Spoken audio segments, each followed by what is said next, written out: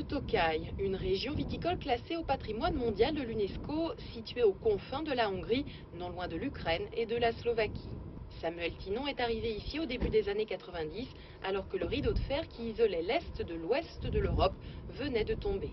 Pour ce viticulteur originaire de Bordeaux, le défi était de taille, reprendre une parcelle de vigne vieille de quelques 70 ans et en tirer un des vins les plus prestigieux au monde, un grand liquoreux comme le Sauterne français.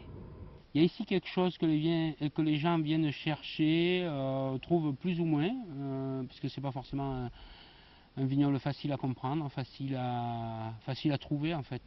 Fin 2001, j'étais persuadé d'avoir fait un truc, de m'être raté complet. Et j'ai été élu dans les 40 meilleurs vins du monde avec ce vin-là. Jusqu'au XXe siècle, les vignes, qui s'étendent sur près de 6000 hectares, appartenaient à de grandes familles aristocratiques avant d'être nationalisées après la Seconde Guerre mondiale. À la chute du communisme, dans les années 90, des particuliers, parmi lesquels des étrangers comme Samuel, ont pu racheter des parcelles. Surnommé le nectar des rois et des princes, le Tokaï inspira de nombreuses personnalités comme Balzac ou Flaubert entre autres. Si vous aimez la musique, vous regardez Amadeus. Et quand vous regardez Amadeus, eh bien Mozart, la bouteille, c'est une bouteille de Tokaï. Un vignoble qui revient de loin, sa qualité avait été mise à mal sous l'ère communiste. À l'époque, le rendement était poussé au maximum et les bouteilles de vin utilisées comme monnaie d'échange contre du gaz ou des tracteurs. Aujourd'hui, le Tokaï a retrouvé ses lettres de noblesse et certains millésimes s'arrachent à prix d'or, plusieurs milliers d'euros pour les crus exceptionnels.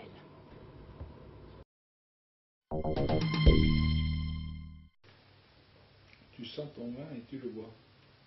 C'est bien un verre de Tokaï qu'il a là.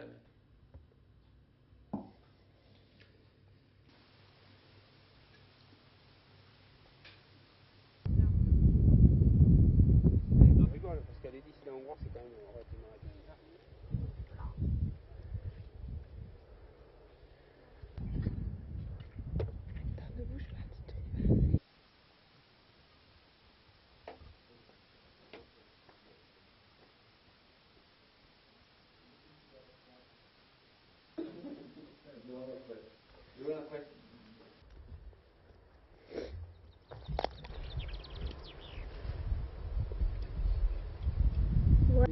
Les biches et les mouchons sont partis ce matin parce qu'on leur a fait peur.